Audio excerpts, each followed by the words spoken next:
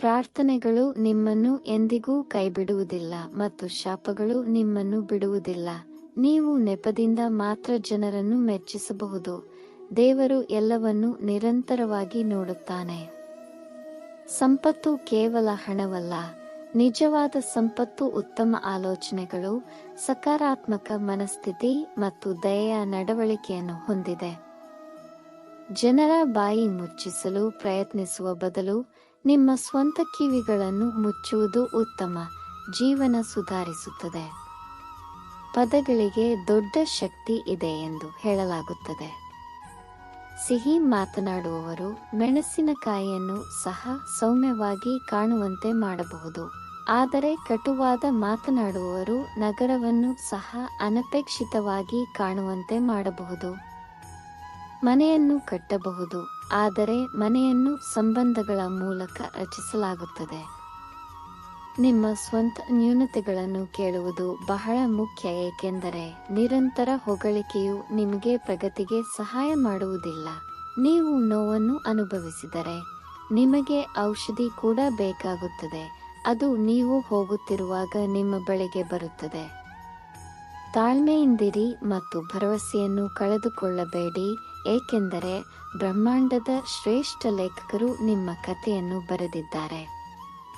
ನಿಮಗೆ ಬೇಕಾದಷ್ಟು ಹೊಗಳಿ, ಆದರೆ ಟೀಕೆಯೊಂದಿಗೆ ಜಾಗರೂಕರಾಗಿರಿ, ಏಕೆಂದರೆ ಅದು ಆಗಾಗ್ಗೆ ಅವಕಾಶಗಳೊಂದಿಗೆ ಮರಳುತ್ತದೆ. ನೀವು ಹಿಂದಿನದನ್ನು ಬದಲಾಯಿಸಲು ಸಾಧ್ಯವಿಲ್ಲ, ಆದರೆ ಇಂದು ಬುದ್ಧಿವಂತಿಕೆಯಿಂದ ವರ್ತಿಸುವ ಮೂಲಕ ನಿಮ್ಮ ಭವಿಷ್ಯವನ್ನು ಸುಧಾರಿಸಬಹುದು. ಶ್ರೀಕೃಷ್ಣನು ಹೇಳುವಂತೆ, ನಿನ್ನನ್ನು ಅಸೂಯೆಪಡುವವರ ಬಗ್ಗೆ ದ್ವೇಷವನ್ನು ಇಟ್ಟುಕೊಳ್ಳಬೇಡಿ, ಏಕೆಂದರೆ ನೀವು ಅವರಿಗಿಂತ ಉತ್ತಮರು ಎಂದು ಅವರು ಒಪ್ಪಿಕೊಂಡಿದ್ದಾರೆ.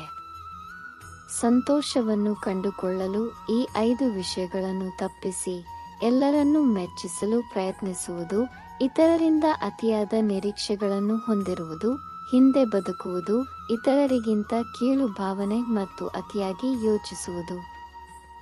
ಕಾಲಕ್ಕೆ ತಕ್ಕಂತೆ ಮೋಡಗಳು ಹೇಗೆ ಬದಲಾಗುತ್ತವೆಯೋ ಹಾಗೆಯೇ ವಿಧಿಯೂ ಬದಲಾಗುತ್ತದೆ. ಸಮಯಗಳು ಕಠಿಣವಾಗಿದ್ದರೆ ಸಂಕಟಪಡಬೇಡಿ, ಸರಿಯಾದ ಕ್ಷಣಕ್ಕಾಗಿ ಕಾಯಿರಿ, ಏಕೆಂದರೆ ಅದು ಬರುತ್ತದೆ. ನೆನಪಿಡಿ, ಕೆಟ್ಟ ಜನರನ್ನು ಸುಲಭವಾಗಿ ಅರ್ಥ ಮಾಡಿಕೊಳ್ಳಲು ಸಾಧ್ಯವಾದರೆ ಕೊಳಲು ವಾದಕನು ಮಹಾಭಾರತವನ್ನು ತಡೆಯುತ್ತಿದ್ದನು. ನೀವು ಹೆಚ್ಚು ಸಮಯ ಕಾಯುತ್ತಿದ್ದೀರಿ, ಸರಿಯಾದ ಸಮಯ ಬಂದಾಗ ನೀವು ಹೆಚ್ಚು ಸ್ವೀಕರಿಸುತ್ತೀರಿ. ನಿಮ್ಮ ಜೀವನದಲ್ಲಿ ಎಂದಿಗೂ ಅತೃಪ್ತರಾಗಬೇಡಿ, ಏಕೆಂದರೆ ಅನೇಕ ಜನರು ನಿಮ್ಮಂತೆ ಬದುಕುವ ಕನಸು ಕಾಣುತ್ತಾರೆ. ಅವರು ಏಕೆ ವಿಫಲರಾಗಿದ್ದಾರೆಂದು ಯಾವುದೇ ವಿಫಲ ವ್ಯಕ್ತಿಯನ್ನು ಕೇಳಿ ಮತ್ತು ಅವರು ದುರದೃಷ್ಟ ಅಥವಾ ಸಮಯದ ಕೊರತೆಯನ್ನು ದೂಷಿಸುತ್ತಾರೆ. ಯಾರಾದರೂ ನಿಮ್ಮ ನಂಬಿಕೆಯನ್ನು ಮುರಿದರೆ ಬದಲಿಗೆ ಅವರಿಗೆ ಧನ್ಯವಾದಗಳು. ಶ್ರೀಗಂಧದ ಮರವು ಅದರ ಸುಗಂಧಕ್ಕೆ ಹೆಸರುವಾಸಿಯಾಗಿದೆ, ಆದರೂ ಇದು ಸಾಮಾನ್ಯವಾಗಿ ವಿಶ್ವದ ಅತ್ಯಂತ ವಿಷಕಾರಿ ಹಾವುಗಳಿಗೆ ಆಶ್ರಯ ನೀಡುತ್ತದೆ. ಅದೇ ರೀತಿ ಹೊರನೋಟಕ್ಕೆ ಸಿಹಿಯಾಗಿ ಕಾಣುವ ವ್ಯಕ್ತಿಯು ಒಳಗೆ ದ್ವೇಷವನ್ನು ಹೊಂದಬಹುದು. ಆದ್ದರಿಂದ ನೀವು ಯಾರನ್ನು ನಂಬುತ್ತೀರೋ ಜಾಗರೂಕರಾಗಿರಿ. ಕಲ್ಲಿನಿಂದ ಚಿನ್ನವನ್ನು ಹೇಗೆ ಸಂಸ್ಕರಿಸಬೇಕು? ಜನರು ಮೌಲ್ಯಯುತವಾಗಲು ಪ್ರಯೋಗಗಳಿಗೆ ಒಳಗಾಗಬೇಕು. ಯಶಸ್ವಿಯಾಗಲು ನೀವು ಅತ್ಯಂತ ಕಠಿಣ ಸಂದರ್ಭಗಳನ್ನು ಸಹಿಸಿಕೊಳ್ಳಬೇಕು. ಭಗವಾನ್ ಕೃಷ್ಣ ಹೇಳುವಂತೆ, ತಪ್ಪು ಜನರು ನಿಮ್ಮ ಜೀವನವನ್ನು ತೊರೆಯದಿದ್ದರೆ ಸರಿಯಾದವರು ಒಳಗೆ ಬರಲು ಸಾಧ್ಯವಿಲ್ಲ. ಯಾರು ಏನು ಮಾಡುತ್ತಿದ್ದಾರೆ, ಹೇಗೆ ಅಥವಾ ಎಷ್ಟು ಮಾಡುತ್ತಿದ್ದಾರೆ ಎಂಬ ಕಾಳಜಿಯಿಂದ ದೂರವಿರಿ. ಇವುಗಳ ಬಗ್ಗೆ ನೀವು ಕಡಿಮೆ ಚಿಂತಿಸುತ್ತೀರಿ, ನೀವು ಸಂತೋಷವಾಗಿರುತ್ತೀರಿ. ಸಮಯ ಬರುತ್ತದೆ, ಆದರೆ ಸರಿಯಾದ ಕ್ಷಣದಲ್ಲಿ ಮಾತ್ರ. ಆದ್ದರಿಂದ ತಾಳ್ಮೆಯನ್ನು ಕಾಪಾಡಿಕೊಳ್ಳಿ. ನಿಮ್ಮೊಂದಿಗೆ ಸ್ಪರ್ಧಿಸಲು ಸಾಧ್ಯವಾಗದವರು ಹೆಚ್ಚಾಗಿ ದ್ವೇಷವನ್ನು ಆಶ್ರಯಿಸುತ್ತಾರೆ. ಮೂರ್ಖ ಜನರೊಂದಿಗೆ ವಿವಾದಗಳನ್ನು ತಪ್ಪಿಸಿ, ಏಕೆಂದರೆ ಅವರೊಂದಿಗೆ ವಾದ ಮಾಡುವುದು ನಿಮ್ಮ ಮೌಲ್ಯವನ್ನು ಮಾತ್ರ ಕಡಿಮೆ ಮಾಡುತ್ತದೆ. ಅಂತಹ ಜನರಿಂದ ದೂರವಾದಷ್ಟು ಉತ್ತಮ. ನಿಮ್ಮ ಶಿಕ್ಷಕರಿಂದ ಜ್ಞಾನವನ್ನು ಕಲಿಯಿರಿ, ನಿಮ್ಮ ತಂದೆಯಿಂದ ಹೋರಾಟ ಮತ್ತು ನಿಮ್ಮ ತಾಯಿಯಿಂದ ಮೌಲ್ಯಗಳನ್ನು ಕಲಿಯಿರಿ. ಉಳಿದಂತೆ ಎಲ್ಲವೂ ಜಾರಿಯಾಗುತ್ತವೆ.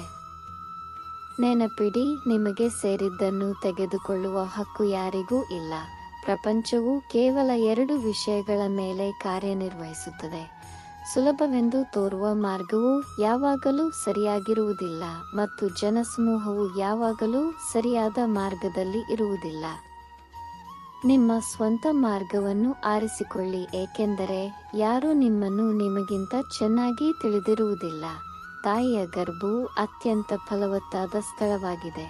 ಅಲ್ಲಿ ಏನನ್ನು ಬಿತ್ತಿದರೂ, ಆಲೋಚನೆಗಳಾಗಲಿ, ದ್ವೇಷವಾಗಲಿ ಅಥವಾ ಪ್ರೀತಿಯಾಗಲಿ ಖಂಡಿತವಾಗಿಯೂ ಬೆಳೆಯುತ್ತದೆ. ಯಾರಾದರೂ ಹೊಂದಾಣಿಕೆ ಮಾಡಲು ಸಾಧ್ಯವಾಗದಿದ್ದಾಗ ಅವರು ಆ ವ್ಯಕ್ತಿಯನ್ನು ಅವಮಾನಿಸಲು ಪ್ರಾರಂಭಿಸುತ್ತಾರೆ ಎಂದು ಇತಿಹಾಸ ತೋರಿಸುತ್ತದೆ. ಕೋಪವು ಬೇರೊಬ್ಬರ ತಪ್ಪಿಗೆ ನಿಮ್ಮನ್ನು ಶಿಕ್ಷಿಸುತ್ತದೆ. ಪ್ರೀತಿ ಪಾತ್ರರಿಂದ ಪುನರಾವರ್ತಿತ ತಿರಸ್ಕಾರ ಮತ್ತು ಅವಮಾನ ಎಂದರೆ ನಿಮ್ಮನ್ನು ದೂರವಿಡುವುದು ಉತ್ತಮ. ವ್ಯಕ್ತಿಯ ಜೀವನವು ಅವರ ಕ್ರಿಯೆಗಳಿಂದ ರೂಪುಗೊಂಡಿದೆ. ಅವರ ಕ್ರಿಯೆಗಳಂತೆಯೇ ಅವರ ಜೀವನವೂ ಸಹ. ನೀವು ಮಾಡುವ ಕೆಲಸಗಳು ಬೆಳಕಿಗೆ ಬರುತ್ತವೆ, ಏಕೆಂದರೆ ಕ್ರಿಯೆಗಳು ಎಂದಿಗೂ ಮರೆಯಾಗುವುದಿಲ್ಲ. ಜೀವನವು ಸುಂದರವಾಗಿದೆ, ಸಂತೋಷ ಮತ್ತು ದುಃಖ ಎರಡೂ ತುಂಬಿದೆ. ಜೀವನದ ನಿಜವಾದ ಆನಂದವು ಅದರ ಏರಿಳಿತಗಳನ್ನು ಅನುಭವಿಸುವುದರಿಂದ ಬರುತ್ತದೆ. ಅಳುವಿನ ನಂತರ ನಗುವುದು. ಪ್ರತಿ ಹಿನ್ನಡೆಯು ಜೀವನದ ಭಾಗವಾಗಿದೆ, ಆದರೆ ವೈಫಲ್ಯದ ನಂತರ ಯಶಸ್ವಿಯಾಗುವ ಸಂತೋಷವು ಸಾಟಿಯಿಲ್ಲ. ಒಳ್ಳೆಯವರಾಗಲು ಇತರರನ್ನು ಅನುಕರಿಸುವ ಅಗತ್ಯವಿಲ್ಲ, ಬದಲಾಗಿ ಜನರು ನಿಮ್ಮನ್ನು ಅನುಕರಿಸಲು ಪ್ರಾರಂಭಿಸುವಷ್ಟು ಒಳ್ಳೆಯವರಾಗಿರಿ. ಜೀವನವು 2 ಬಾರಿ ಬರುವುದಿಲ್ಲ, ಬದಲಿಗೆ ಸಾವು ಒಮ್ಮೆ ಮಾತ್ರ ಬರುತ್ತದೆ. ಆದರೆ ಜೀವನವು ಪ್ರತಿದಿನ ಬರುತ್ತದೆ.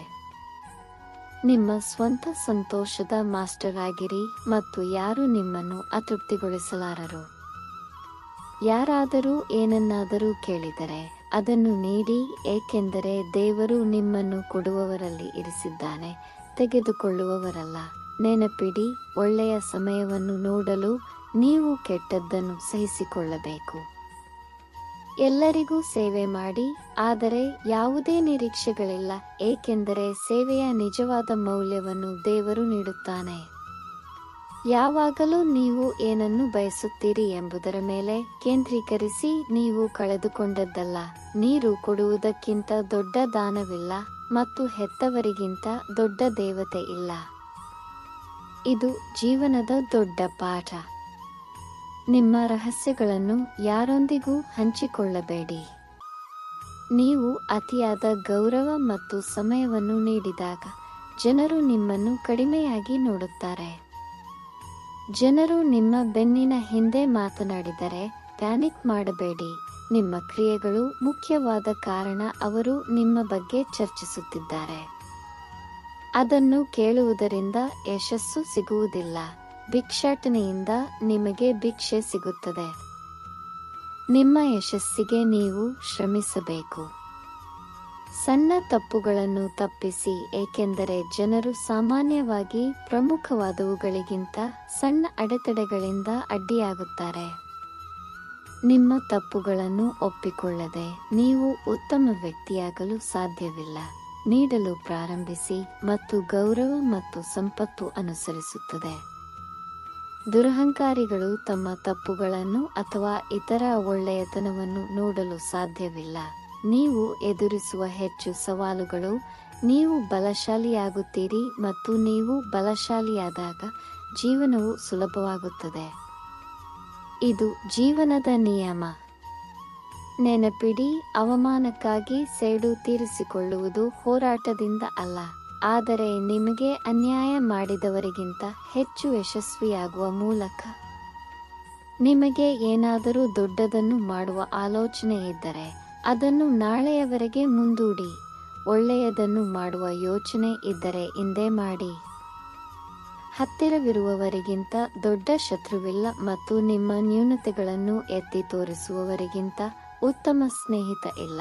ಪ್ರಾಮಾಣಿಕವಾಗಿ ಮಾತನಾಡುವ ವ್ಯಕ್ತಿ ಕಹಿಯಾಗಿರಬಹುದು, ಆದರೆ ನಂಬಲರ್ಹ. ನಿಮ್ಮ ಹಿಂದಿನ ತಪ್ಪುಗಳನ್ನು ಬಿಡಿ, ಏಕೆಂದರೆ ಅವು ನಿಮ್ಮ ಭವಿಷ್ಯವನ್ನು ಹಾಳು ಮಾಡುತ್ತವೆ. ಜೀವನವನ್ನು ನಡೆಸಲು ಎರಡು ಮಾರ್ಗಗಳಿವೆ. ಒಂದೋ ನೀವು ಬಯಸಿದ್ದನ್ನು ಸಾಧಿಸಿ, ಅಥವಾ ನಿಮ್ಮಲ್ಲಿರುವುದನ್ನು ಇಷ್ಟಪಡಲು ಕಲಿಯಿರಿ. ನೀವು ಅವುಗಳನ್ನು ಸ್ವೀಕರಿಸುವ ಮೊದಲು ವಸ್ತುಗಳ ಮೌಲ್ಯವನ್ನು ಅರಿತುಕೊಳ್ಳಲಾಗುತ್ತದೆ, ಮತ್ತು ನೀಡಿದ ನಂತರ ವ್ಯಕ್ತಿಯ ಮೌಲ್ಯವನ್ನು ಅರ್ಥಮಾಡಿಕೊಳ್ಳಲಾಗುತ್ತದೆ. ಪೋಷಕರ ಪ್ರೀತಿ ಮಾತ್ರ ನಿಜವಾದ ಉಚಿತ. ಪ್ರತಿ ಇತರ ಸಂಬಂಧಕ್ಕೆ ಕೆಲವು ಪಾವತಿ ಅಗತ್ಯವಿರುತ್ತದೆ. ಅವಮಾನಕ್ಕೆ ಎಷ್ಟು ಘನತೆಯಿಂದ ಪ್ರತಿಕ್ರಿಯಿಸಿ, ಅದು ಇತರ ವ್ಯಕ್ತಿಗೆ ನಾಚಿಕೆ ಪಡುವಂತೆ ಮಾಡುತ್ತದೆ. ನಿಮ್ಮ ಕಷ್ಟಗಳು ಮತ್ತು ಸಮಸ್ಯೆಗಳಿಗೆ ನೀವು ಇತರರನ್ನು ದೂಷಿಸುವವರೆಗೆ ಅವುಗಳನ್ನು ಪರಿಹರಿಸಲು ನಿಮಗೆ ಸಾಧ್ಯವಾಗುವುದಿಲ್ಲ. ಸಾಧ್ಯವಾದಷ್ಟು ಕಡಿಮೆ ಮಾತನಾಡಿ. ಬಹುಶಃ ಅದಕ್ಕಾಗಿಯೇ ದೇವರು ನಮಗೆ ಎರಡು ಕಿವಿ ಮತ್ತು ಒಂದು ಬಾಯಿಯನ್ನು ಕೊಟ್ಟನು. ಒಮ್ಮೆ ಮಾತ್ರ ನಂಬಿ, ಆದರೆ ಮರು ಮೌಲ್ಯಮಾಪನ ಮಾಡುತ್ತೀರಿ. ಯಾರು ನಿಮ್ಮ ಜೀವನದ ಮೇಲೆ ಪರಿಣಾಮ ಬೀರುವಷ್ಟು ಮುಖ್ಯವಲ್ಲ. ಕೆಲವು ಜನರು ನಿಮ್ಮ ಸಮಸ್ಯೆಗಳಿಂದ ಸಂತೋಷವಾಗಿರಬಹುದು, ಆದರೆ ನೀವು ಇಲ್ಲದಿರುವಂತೆ ನಟಿಸುವುದು ಉಳಿಯುವುದಿಲ್ಲ ಎಂಬುದನ್ನು ನೆನಪಿಡಿ. ಭಗವಾನ್ ಕೃಷ್ಣ ಹೇಳುವಂತೆ, ಜನರು ಸಾಮಾನ್ಯವಾಗಿ ನಕಲಿ ಪ್ರೀತಿಯನ್ನು ಮಾಡುತ್ತಾರೆ, ಆದರೆ ಅವರ ನಿಜವಾದ ಸ್ವಭಾವವು ಅಂತಿಮವಾಗಿ ಹೊರಬರುತ್ತದೆ. ನಿಮ್ಮ ಸಮಸ್ಯೆಗಳನ್ನು ಎಲ್ಲರೊಂದಿಗೆ ಹಂಚಿಕೊಳ್ಳಬೇಡಿ. ಯಾರಾದರೂ ಸಿಹಿಯಾಗಿ ಮಾತನಾಡುತ್ತಾರೆ ಎಂದ ಮಾತ್ರಕ್ಕೆ ಅವರು ಪ್ರಾಮಾಣಿಕವಾಗಿ ಕಾಳಜಿ ವಹಿಸುತ್ತಾರೆ ಎಂದು ಅರ್ಥವಲ್ಲ. ದುಃಖವನ್ನು ಮಾರಲಾಗುವುದಿಲ್ಲ ಮತ್ತು ಸಂತೋಷವನ್ನು ಖರೀದಿಸಲಾಗುವುದಿಲ್ಲ. ಕೆಲವೊಮ್ಮೆ ನೀವು ಏನನ್ನಾದರೂ ಮಾಡುವ ವ್ಯಕ್ತಿ ನಿಮಗೆ ನೋವು ಉಂಟು ಮಾಡಬಹುದು. ಸ್ನೇಹವು ತೋರಿಕೆಯ ಆಧಾರದ ಮೇಲೆ ಇರಬಾರದು.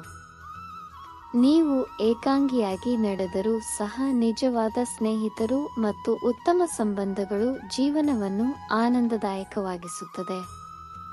ನಿಮ್ಮನ್ನು ಗೌರವಿಸದವರೊಂದಿಗೆ ಗೌರವಯುತವಾಗಿ ದೂರವಾಗುವುದು ಉತ್ತಮ. ವ್ಯಕ್ತಿಯ ನಿಜವಾದ ಗುರುತನ್ನು ಅವರ ಮಾತಿನ ಮೂಲಕ ಬಹಿರಂಗಪಡಿಸಲಾಗುತ್ತದೆ, ಅವರ ನೋಟದಿಂದಲ್ಲ.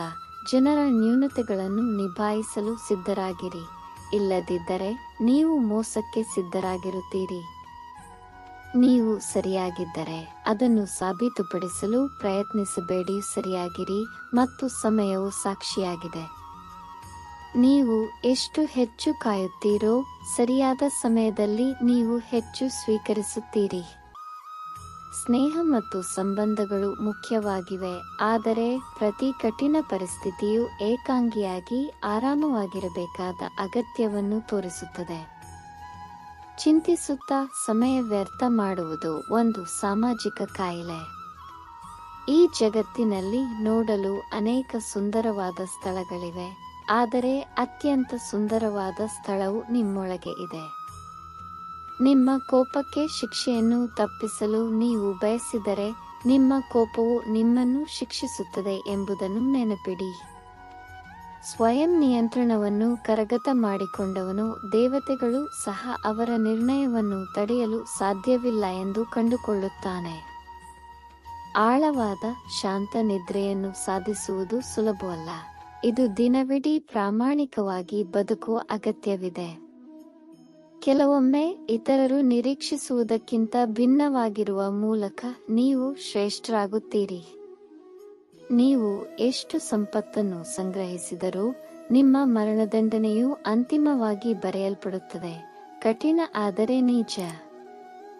ಹಿಂದಿನ ತಪ್ಪುಗಳಿಂದ ಒಂದು ದಿನ ವ್ಯರ್ಥವಾದರೆ ಇಂದು ಅದನ್ನು ಹಾಳು ಮಾಡಲು ಬಿಡಬೇಡಿ.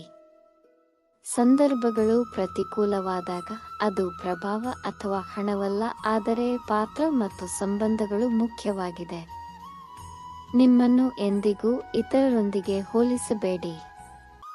ನಿಮ್ಮಂತೆಯೇ ನೀವು ದೇವರ ಅತ್ಯುತ್ತಮ ಸೃಷ್ಟಿಯಾಗಿದ್ದೀರಿ. ವ್ಯಕ್ತಿಯ ಜೀವನವು ಅವರ ಕ್ರಿಯೆಗಳಿಂದ ನಿಯಂತ್ರಿಸಲ್ಪಡುತ್ತದೆ.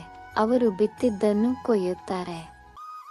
ನಿಮ್ಮ ಮನಸ್ಸು ನಿಮಗೆ ಅನುಮತಿಸುವಷ್ಟು ಮಾತ್ರ ನೀವು ಶ್ರೇಷ್ಠರಾಗಬಹುದು ಮತ್ತು ತಾಳ್ಮೆಯ ಶಕ್ತಿಯನ್ನು ಯಾವುದೇ ಶಕ್ತಿಯು ಹೊಂದಿಸಲು ಸಾಧ್ಯವಿಲ್ಲ.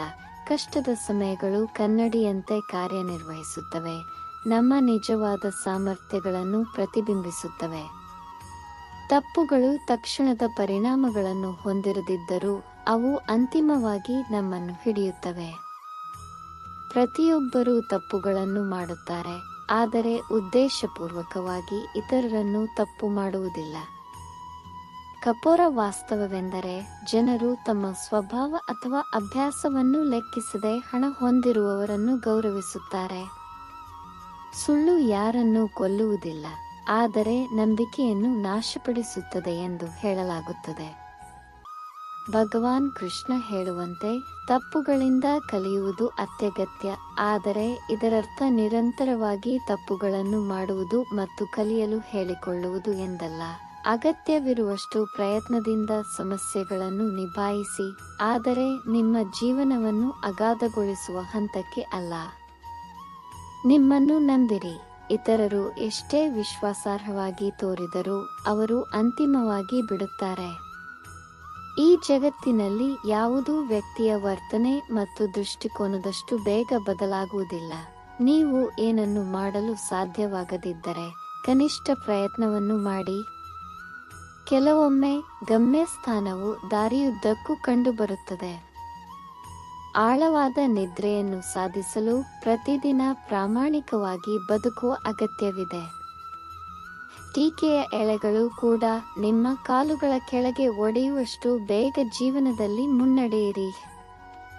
ಸಾಮಾನ್ಯವಾಗಿ ಪ್ರಪಂಚವು ಅತ್ಯಲ್ಪವೆಂದು ಪರಿಗಣಿಸುವವರೇ ಇತರರಿಗೆ ಹೆಚ್ಚಿನದನ್ನು ನೀಡುತ್ತಾರೆ. ಹೆಮ್ಮೆ ಶಾಶ್ವತವಲ್ಲ. ಒಂದು ಪಿಗ್ಗಿ ಬ್ಯಾಂಕ್ ಕೂಡ ತನ್ನ ಎಲ್ಲ ನಾಣ್ಯಗಳನ್ನು ಒಡೆಯುವವರೆಗೂ ತನ್ನ ಮಾಲೀಕತ್ವವನ್ನು ಹೊಂದಿದೆ ಎಂದು ನಂಬುತ್ತದೆ. ಯಾರಾದರೂ ನಿಮ್ಮನ್ನು ಮೋಸಗೊಳಿಸಿದರೆ ಅವರಿಗೆ ಹೃದಯದಿಂದ ಧನ್ಯವಾದಗಳು, ಏಕೆಂದರೆ ಅವರು ಬುದ್ಧಿವಂತಿಕೆಯಿಂದ ನಂಬಲು ನಿಮಗೆ ಕಲಿಸುತ್ತಾರೆ. ಪ್ರಯಾಣಕ್ಕಾಗಿ ನಿಮ್ಮನ್ನು ಸಿದ್ಧಪಡಿಸಿಕೊಳ್ಳಿ. ಗಮ್ಯಸ್ಥಾನವು ತೆರೆದ ತೋಳುಗಳೊಂದಿಗೆ ಕಾಯುತ್ತಿದೆ. ಜೀವನ ಏನು ಎಂದು ಏಕೆ ಭಯಪಡಬೇಕು? ಏನೇ ನಡೆದರೂ ಅನುಭವವಾಗುತ್ತದೆ. ನಿಮ್ಮ ಮುಖವನ್ನು ಸ್ವಚ್ಛಗೊಳಿಸಿ. ಕನ್ನಡಿ ಯಾವಾಗಲೂ ಸಮಸ್ಯೆಯಲ್ಲ.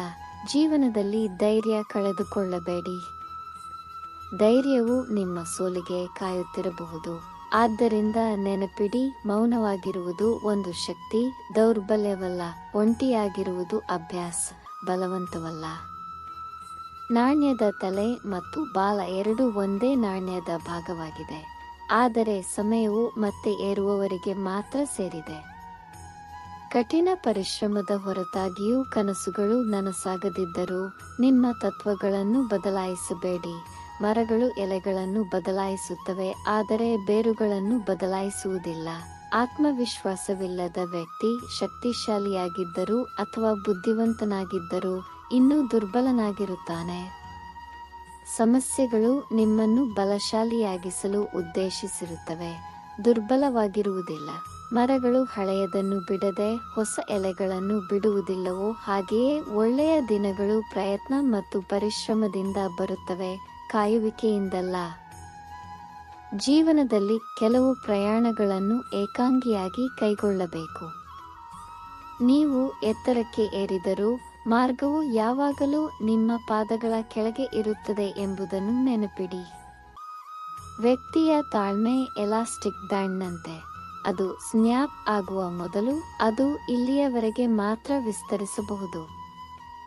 ಎಲ್ಲರಿಗೂ ಸೇವೆ ಮಾಡಿ, ಆದರೆ ನಿಮ್ಮ ಭರವಸೆಯನ್ನು ದೇವರಲ್ಲಿ ಮಾತ್ರ ಇರಿಸಿ, ಏಕೆಂದರೆ ಅವನು ಮಾತ್ರ ನಿಮ್ಮ ಸೇವೆಯನ್ನು ಸರಿಯಾಗಿ ಗೌರವಿಸುತ್ತಾನೆ.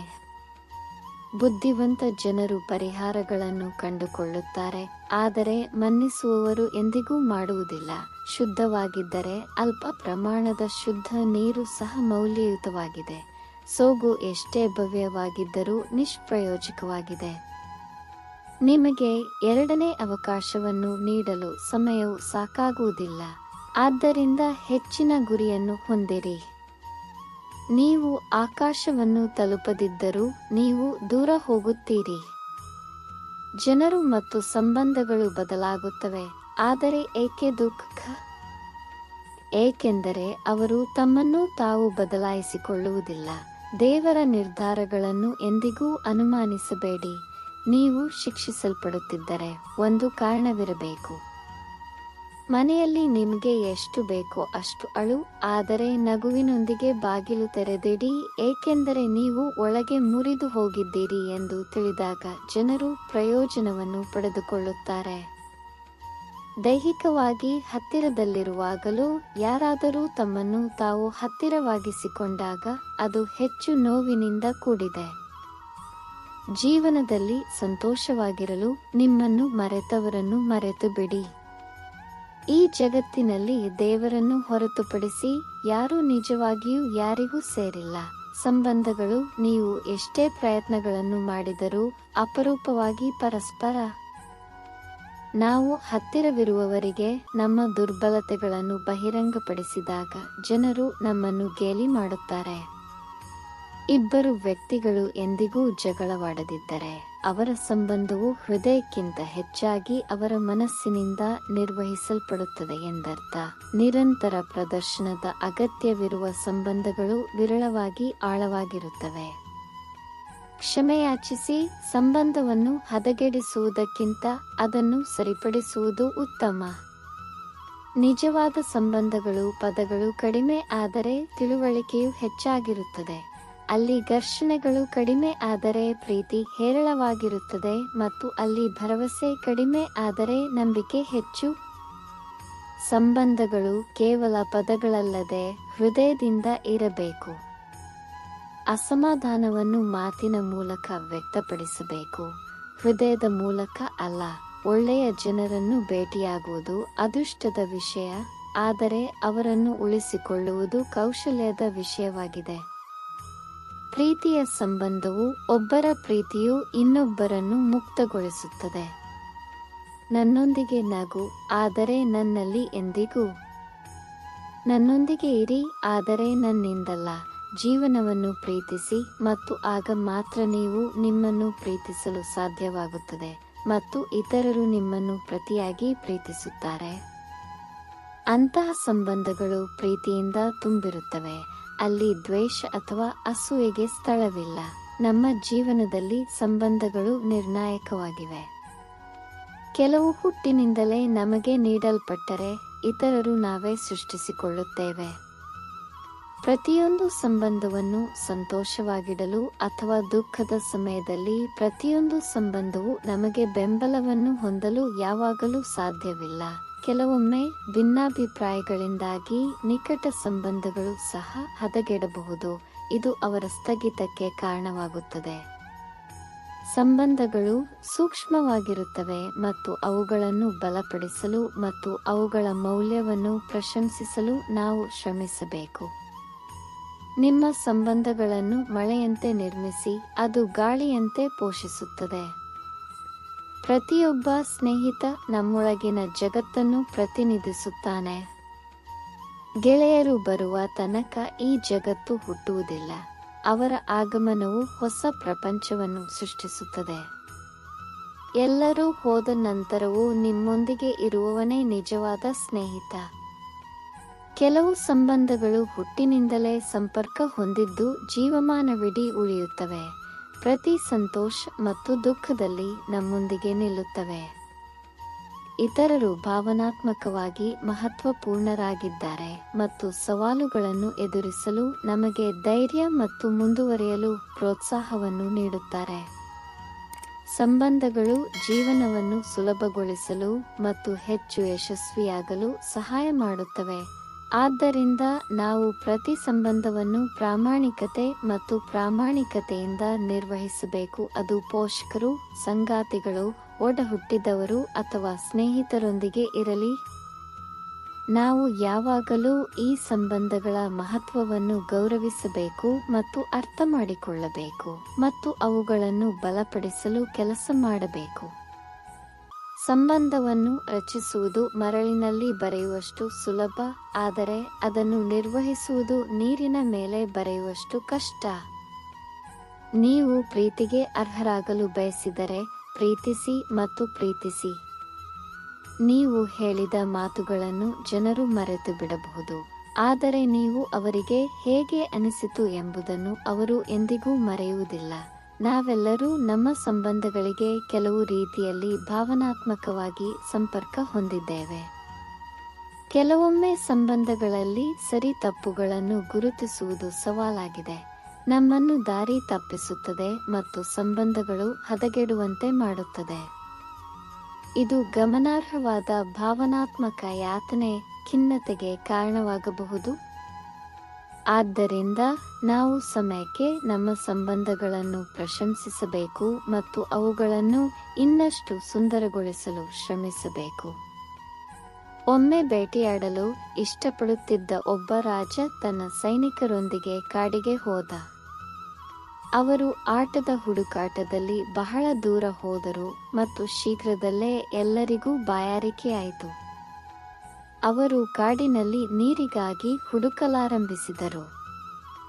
ಒಬ್ಬ ಸೈನಿಕನು ದಾರಿಯಲ್ಲಿ ಬಾವಿಯನ್ನು ಗುರುತಿಸಿದನು ಮತ್ತು ಅದನ್ನು ರಾಜನಿಗೆ ವರದಿ ಮಾಡಿದನು. ಅಲ್ಲಿಂದ ನೀರನ್ನು ಪಡೆಯಲು ಸೂಚಿಸಿದನು. ರಾಜನು ನೀರು ತರಲು ಸೈನಿಕನಿಗೆ ಆದೇಶಿಸಿದ. ಸೈನಿಕನು ಬಾವಿಗೆ ಹೋದನು ಮತ್ತು ದಾರಿಹೋಕರಿಗೆ ನೀರು ಬಡಿಸುತ್ತಿದ್ದ ಕುರುಡ ಮುದುಕನನ್ನು ಕಂಡನು. ಅವರ ಬಾಯಾರಿಕೆಯನ್ನು ನೀಗಿಸಲು ಸೈನಿಕನು ಒಂದು ಹೂಜಿ ನೀರನ್ನು ಕೇಳಿದನು. ಅಂತಹವರಿಗೆ ನೀರು ಬಡಿಸಲ್ಲ ಎಂದು ವೃದ್ಧ ಪ್ರತಿಕ್ರಿಯಿಸಿದರು. ಸೈನಿಕನು ಇದನ್ನು ರಾಜನ ಕಮಾಂಡರ್ಗೆ ವರದಿ ಮಾಡಿದನು. ಅವನು ನಂತರ ಮುದುಕನ ಬಳಿಗೆ ಹೋಗಿ ನೀರು ಕೇಳಿದನು. ಅವರ ಬಾಯಾರಿಕೆಯನ್ನು ವಿವರಿಸಿದನು. ಮುದುಕ ಮತ್ತೆ ನಿರಾಕರಿಸಿದ. ರಾಜನ ಬಾಯಾರಿಕೆ ಹೆಚ್ಚಾದಾಗ ಅವನು ನೀರಿನ ಪರಿಸ್ಥಿತಿಯ ಬಗ್ಗೆ ದಳಪತಿಯನ್ನು ಕೇಳಿದನು. ಬಾವಿಯ ಬಳಿ ಕುರುಡನೊಬ್ಬ ನೀರು ಕೊಡಲು ನಿರಾಕರಿಸುತ್ತಿದ್ದಾನೆ ಎಂದು ಕಮಾಂಡರ್ ತಿಳಿಸಿದರು. ನಂತರ ರಾಜನು ತನ್ನ ಸೈನಿಕರು ಮತ್ತು ಕಮಾಂಡರ್ನೊಂದಿಗೆ ಕುರುಡು ಮುದುಕನ ಬಳಿಗೆ ಹೋದನು. ರಾಜನು ಮುದುಕನಿಗೆ ಹೇಳಿದನು, ನಮಗೆ ತುಂಬಾ ಬಾಯಾರಿಕೆಯಾಗಿದೆ ಮತ್ತು ನಮ್ಮ ಗಂಟಲು ಒಣಗಿದೆ. ನೀವು ನಮಗೆ ಸ್ವಲ್ಪ ನೀರು ಕೊಟ್ಟರೆ ಅದು ದೊಡ್ಡ ಉಪಕಾರವಾಗಿದೆ. ಮುದುಕ ಪ್ರತಿಕ್ರಿಯಿಸಿದನು, ದಯವಿಟ್ಟು ಕುಳಿತುಕೊಳ್ಳಿ, ನಾನು ನಿಮಗೆ ನೀರು ಕೊಡುತ್ತೇನೆ. ನಂತರ ಗೌರವಯುತವಾಗಿ ರಾಜನನ್ನು ಕೂರಿಸಿ ನೀರು ಬಡಿಸಿದನು. ಕುಡಿದ ನಂತರ ರಾಜನು, ಈ ಸೈನಿಕನು ಕಮಾಂಡರ್ ಮತ್ತು ನಾನೇ ರಾಜ್ ಎಂದು ನಿಮಗೆ ಹೇಗೆ ಗೊತ್ತಾಯಿತು? ಮುದುಕ ಉತ್ತರಿಸಿದ, ಒಬ್ಬ ವ್ಯಕ್ತಿಯನ್ನು ಗುರುತಿಸಲು ಕಣ್ಣುಗಳು ಅಗತ್ಯವಿಲ್ಲ. ಅವರ ಮಾತುಗಳು ಅವರ ನಿಜವಾದ ಗುರುತನ್ನು ಬಹಿರಂಗಪಡಿಸುತ್ತವೆ. ಇದನ್ನು ಕೇಳಿ ಕಮಾಂಡರ್ ಮತ್ತು ಸೈನಿಕರು ನಾಚಿಕೆಪಟ್ಟರು. ಜೀವನದಲ್ಲಿ ಪದಗಳಿಗಿಂತ ಹೆಚ್ಚು ಮೌಲ್ಯಯುತವಾದದ್ದು ಯಾವುದೂ ಇಲ್ಲ ಎಂದು ಇದು ನಮಗೆ ಕಲಿಸುತ್ತದೆ. ಉತ್ತಮ ಮಾತು ಮತ್ತು ನಡವಳಿಕೆಯಿಂದ ನಾವು ಬಯಸಿದ ಎಲ್ಲವನ್ನೂ ಸಾಧಿಸಬಹುದು.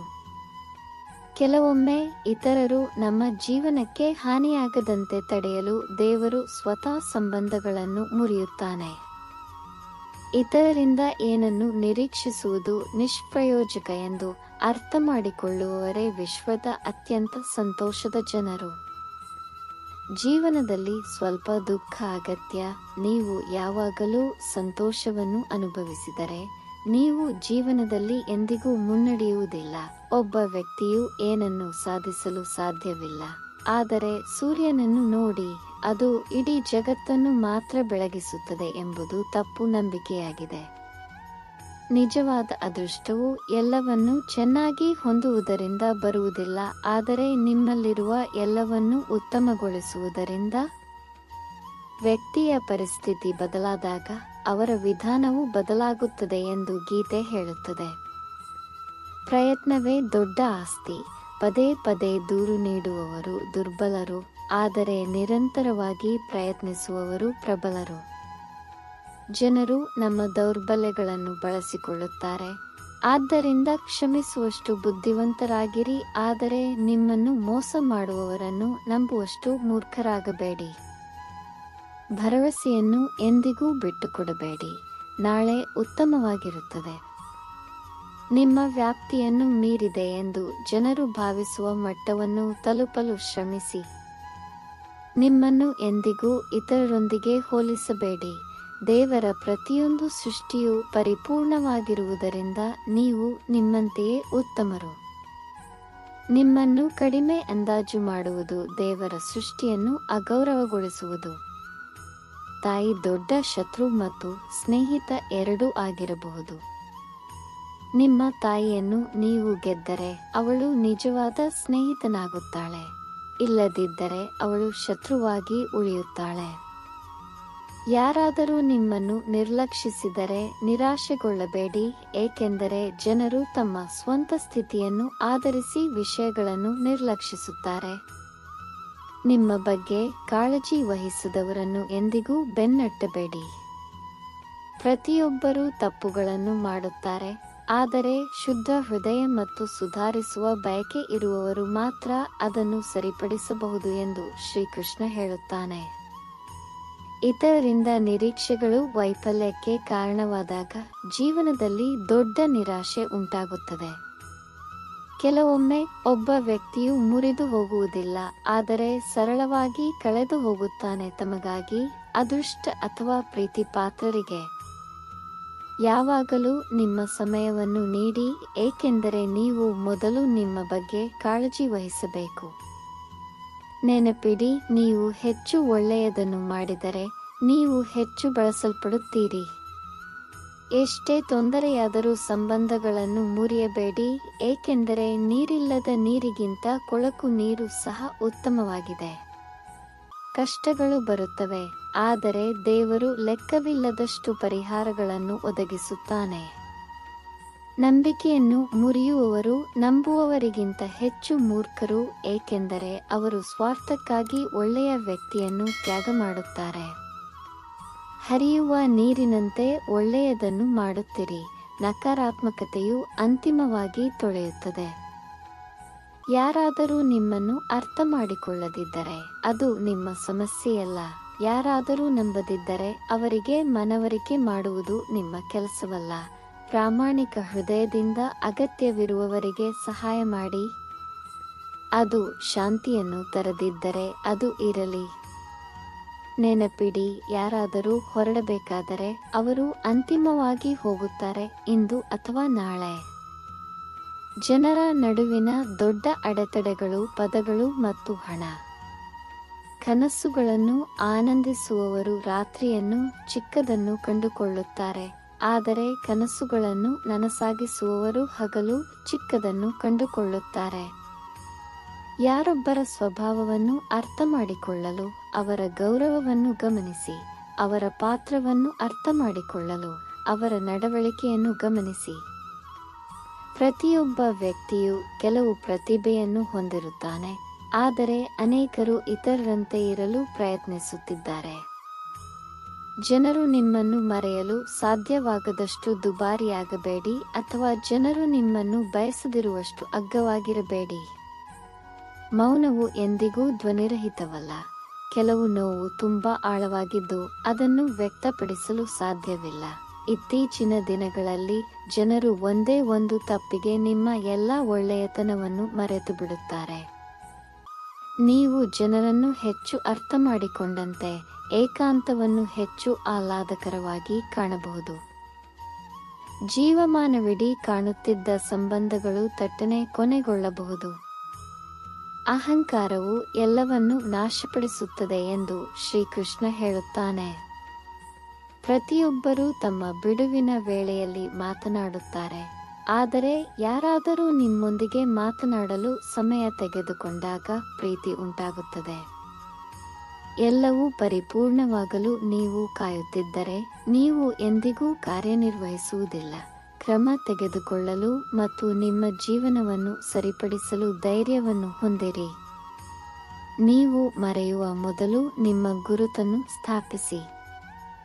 ಒಮ್ಮೆ ಒಬ್ಬ ರಾಜನು ಶ್ರೀಕೃಷ್ಣನಿಗೆ ದೇವಾಲಯವನ್ನು ನಿರ್ಮಿಸಿದನು ಮತ್ತು ವಿಗ್ರಹವನ್ನು ಪೂಜಿಸಲು ಒಬ್ಬ ಅರ್ಚಕನನ್ನು ನೇಮಿಸಿದನು.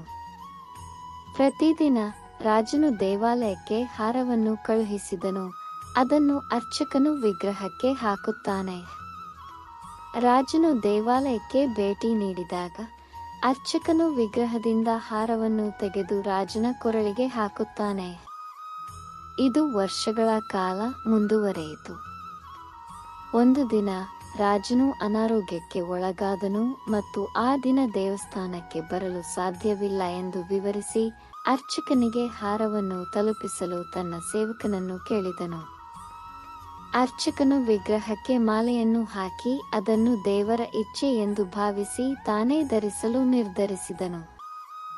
ಅಷ್ಟರಲ್ಲಿ ರಾಜನ ಸೇವಕನು ಬಂದನು. ರಾಜನು ಹದಗೆಟ್ಟಿದ್ದಾನೆ ಮತ್ತು ದೇವಾಲಯಕ್ಕೆ ಭೇಟಿ ನೀಡಲು ಬಯಸುತ್ತಾನೆ ಎಂದು ಹೇಳಿದನು. ರಾಜನು ಬಂದಾಗ ಅವನು ಹಾರದ ಮೇಲೆ ಬಿಳಿ ಕೂದಲನ್ನು ಗಮನಿಸಿ ಅದು ಎಲ್ಲಿಂದ ಬಂತು ಎಂದು ಅರ್ಚಕನನ್ನು ಕೇಳಿದನು. ಪೂಜಾರಿ ಗಾಬರಿಗೊಂಡು ಮುಡಿ ದೇವರದ್ದು ಎಂದು ಸುಳ್ಳು ಹೇಳಿದ. ರಾಜನು ಕೋಪಗೊಂಡು ಮರುದಿನ ಹಿಂತಿರುಗುತ್ತೇನೆ ಎಂದು ಹೇಳಿ ಹೊರಟು ಹೋದನು. ಶಿಕ್ಷೆಯ ಬಗ್ಗೆ ಚಿಂತಿತನಾದ ಅರ್ಚಕನು ತನ್ನ ಕ್ರಿಯೆಗಳ ಪರಿಣಾಮಗಳಿಗೆ ಹೆದರಿ ದೇವರ ಪಾದಗಳಿಗೆ ಬಿದ್ದನು. ಕರ್ತನೇ, ದಯವಿಟ್ಟು ನನ್ನನ್ನು ಕ್ಷಮಿಸಿ. ನಾನು ಜನರ ನಡುವೆ ದಾರಿ ತಪ್ಪಿದೆ ಮತ್ತು ಈ ಮಾಲೆಯನ್ನು ನಾನೇ ಧರಿಸಬೇಕೆಂದು ಯೋಚಿಸಿದೆ. ದಯವಿಟ್ಟು ನನ್ನನ್ನು ತಪ್ಪಿಸಿ, ಇಲ್ಲದಿದ್ದರೆ ರಾಜನು ನಾಳೆ ನನ್ನನ್ನು ಗಲ್ಲಿಗೇರಿಸುತ್ತಾನೆ. ಪುರೋಹಿತರು ಇಡೀ ರಾತ್ರಿ ದೇವರ ಪಾದಗಳ ಬಳಿ ಕಳೆದರು, ಕರುಣೆಗಾಗಿ ಬೇಡಿಕೊಂಡರು ಮತ್ತು ಕ್ಷಮೆಗಾಗಿ ಮನವಿ ಮಾಡಿದರು. ಮರುದಿನ ಬೆಳಿಗ್ಗೆ ರಾಜನು ಆಚರಣೆಯ ಸಮಯದಲ್ಲಿ ದೇವಾಲಯಕ್ಕೆ ಬಂದನು. ದೇವರ ವಿಗ್ರಹವು ಕಿರೀಟವನ್ನು ಹೊಂದಿದ್ದನ್ನು ಅವನು ಗಮನಿಸಿದನು ಮತ್ತು ಅದರ ಮೇಲೆ ಬಿಳಿ ಕೂದಲು ಕಂಡಿತು. ಆಘಾತಕ್ಕೊಳಗಾದ ರಾಜನು ಅರ್ಚಕನು ಶಿಕ್ಷೆಯನ್ನು ತಪ್ಪಿಸಲು ದೇವತೆಯ ಕೂದಲನ್ನು ಬಿಳಿಯಾಗಿ ಬಣ್ಣಿಸಿರಬಹುದು ಎಂದು ಭಾವಿಸಿದನು. ರಾಜನು ಕೂದಲು ನಿಜವೋ ಅಥವಾ ನಕಲಿಯೋ ಎಂದು ಪರೀಕ್ಷಿಸಲು ನಿರ್ಧರಿಸಿದನು ಮತ್ತು ಅವನು ವಿಗ್ರಹದಿಂದ ಸ್ವಲ್ಪ ಕೂದಲನ್ನು ಎಳೆಯುತ್ತಿದ್ದಂತೆ ವಿಗ್ರಹದಿಂದ ರಕ್ತ ಹರಿಯಲು ಪ್ರಾರಂಭಿಸಿತು. ರಾಜನು ದೇವರ ಪಾದಗಳಿಗೆ ಬಿದ್ದು ಕ್ಷಮೆಯನ್ನು ಬೇಡಿದನು. ವಿಗ್ರಹದಿಂದ ಒಂದು ಧ್ವನಿ ಹೊರಹೊಮ್ಮಿತು, ರಾಜ, ನೀವು ನನ್ನನ್ನು ಕೇವಲ ವಿಗ್ರಹವಾಗಿ ನೋಡುತ್ತೀರಿ, ಆದ್ದರಿಂದ ನಾನು ನಿಮಗೆ ಕೇವಲ ಮೂರ್ತಿಯಾಗಿದ್ದೇನೆ.